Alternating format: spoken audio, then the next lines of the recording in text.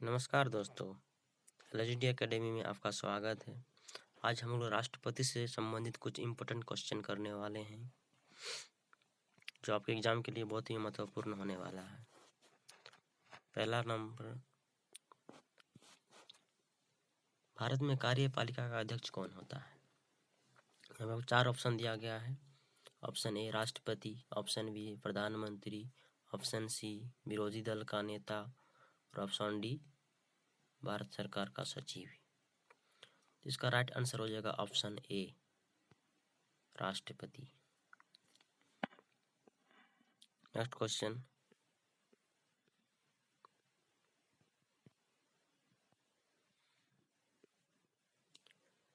संघ की कार्यपालिका शक्ति निहित है किसमें? प्रधानमंत्री में, ऑप्शन बी राष्ट्रपति में, ऑप्शन सी मंत्रिपरिषद में या ऑप्शन डी संसद में। तो इसका राइट आंसर हो जाएगा ऑप्शन बी, राष्ट्रपति में। संघ की कार्यपालिका शक्ति निहित होती है राष्ट्रपति में। नेक्स्ट क्वेश्चन, भारत का राष्ट्रपति ऑप्शन ए राज्य का प्रधान होता है, ऑप्शन बी राज्य का प्रधान नहीं है, ऑप्शन सी केवल राज्य सरकार का प्रधान है, ऑप्शन डी राज्य और सरकार दोनों का प्रधान है। इसका सही आंसर हो जाएगा राज्य का प्रधान है। भारत का राष्ट्रपति सिर्फ राज्य का प्रधान है, ऑप्शन ए। अगला प्रश्न,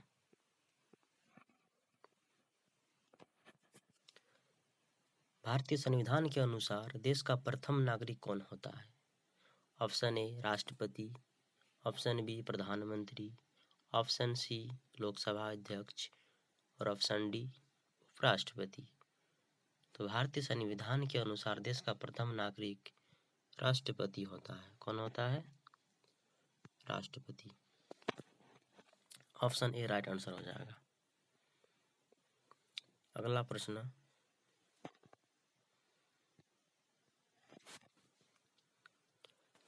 भारतीय संविधान के अनुसार संघ की कार्यपालिका शक्ति किसमें निहित है? संघ की कार्यपालिका शक्ति किसमें निहित है? प्रधानमंत्री में या फिर राष्ट्रपति में, ऑप्शन सी सांसद में, ऑप्शन डी मंत्रिपरिषद में।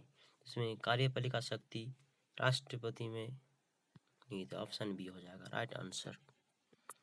अगला प्रश्न,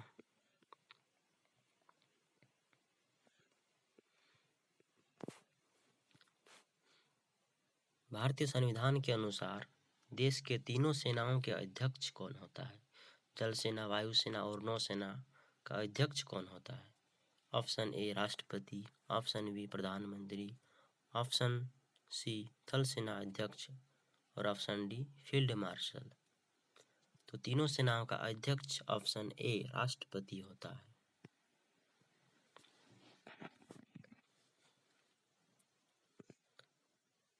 अगला प्रश्न, भारत का राष्ट्रपति होता है भारत का वास्तविक अध्यक्ष, राज्य का संवैधानिक अध्यक्ष, राज्य और सरकार का अध्यक्ष या बहुमत दल का नेता।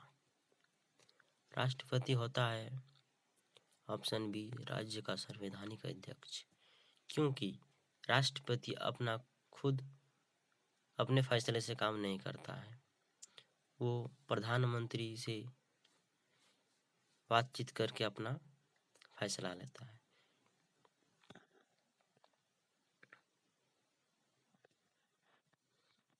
ऑप्शन। अगला प्रश्न, भारत का राष्ट्रपति के लिए आवश्यक योग्यता नहीं है। इसमें पूछा गया है, क्वेश्चन ध्यान से पढ़िएगा। भारत के राष्ट्रपति के लिए आवश्यक योग्यता नहीं है। ऑप्शन ए भारत का नागरिक हो, ऑप्शन बी वह 35 वर्ष से अधिक आयु का हो, ऑप्शन सी उसमें लोकसभा के अध्यक्ष के लिए निर्धारित सभी योग्यताएं हो। ऑप्शन डी, वह संसद के किसी सदन का सदस्य हो। इसका राइट आंसर हो जाएगा ऑप्शन डी। अगला प्रश्न,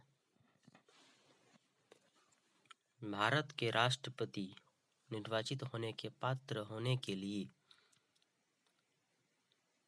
किसी व्यक्ति कितनी आयु पूर्ण कर होनी चाहिए।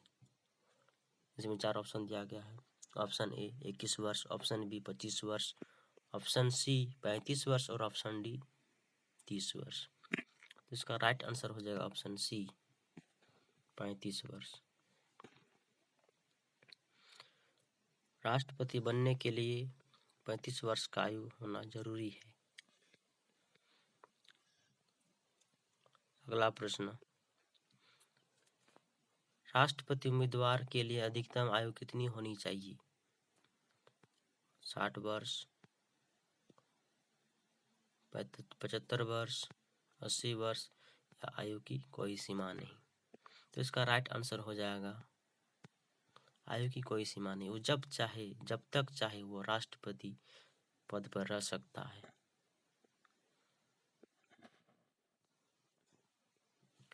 एक व्यक्ति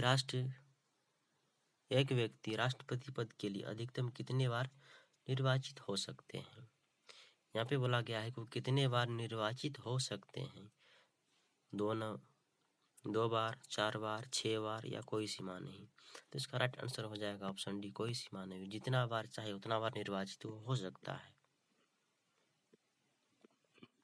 अगला प्रश्न, राष्ट्रपति का निर्वाचन किस प्रकार होता है। राष्ट्रपति का निर्वाचन किस प्रकार होता है। प्रत्यक्ष रूप से, अप्रत्यक्ष रूप से, मनोनयन द्वारा या कोई स्पष्ट प्रावधान नहीं है। इसका राइट आंसर हो जाएगा अप्रत्यक्ष रूप से, ऑप्शन बी। 13 नंबर प्रश्न है,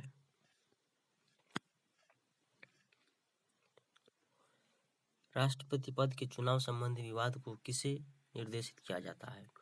राष्ट्रपति पद के चुनाव संबंधित विवाद को किसे निर्देशित किया जाता है। ए नंबर संसदीय समिति, लोकसभा अध्यक्ष, निर्वाचन आयोग, उच्चतम न्यायालय। इसका राइट आंसर हो जाएगा उच्चतम न्यायालय, ऑप्शन डी। 14 नंबर, राष्ट्रपति चुनाव के लिए प्रस्ताव एवं अनुमोदक की कम से कम कितनी संख्या होनी चाहिए। कितनी संख्या होनी चाहिए। 10-10, 20-20, 50-50 या 100। इसका राइट हो जाएगा सी, 50-50 संख्याएं होनी चाहिए अनुमोदक और सांसदों की।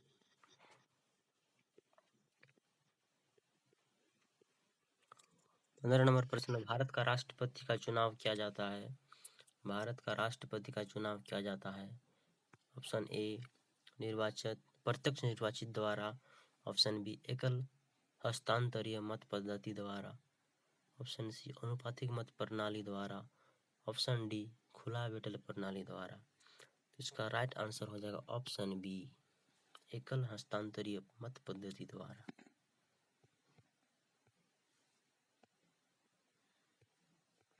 अगला प्रश्न,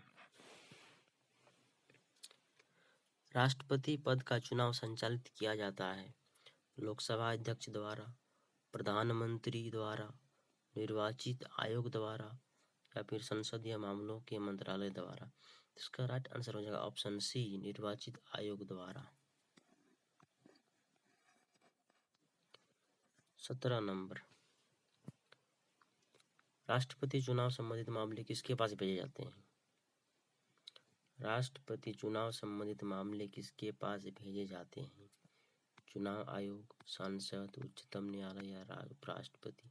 तो इसका राइट आंसर हो जाएगा ऑप्शन सी, उच्चतम न्यायालय। अगला प्रश्न,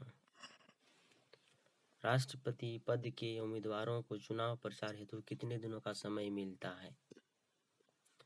राष्ट्रपति पद के उम्मीदवारों को चुनाव प्रचार हेतु कितने दिनों का समय मिलता है। मतलब राष्ट्रपति अपने उम्मीदवारों को चुनाव प्रचार करने के लिए कितने दिन का समय उसको मिलता है। ऑप्शन ए 1 महीना, ऑप्शन बी 2 महीना, ऑप्शन सी 4 महीना, सॉरी, ऑप्शन ए 1 महीना, ऑप्शन 2 सप्ताह, ऑप्शन सी 4 सप्ताह या ऑप्शन डी 10 सप्ताह। इसका राइट हो जाएगा ऑप्शन बी 2 सप्ताह। 14 दिनों का उसको समय मिलता है अपना चुनाव प्रचार करने हेतु। अगला प्रश्न,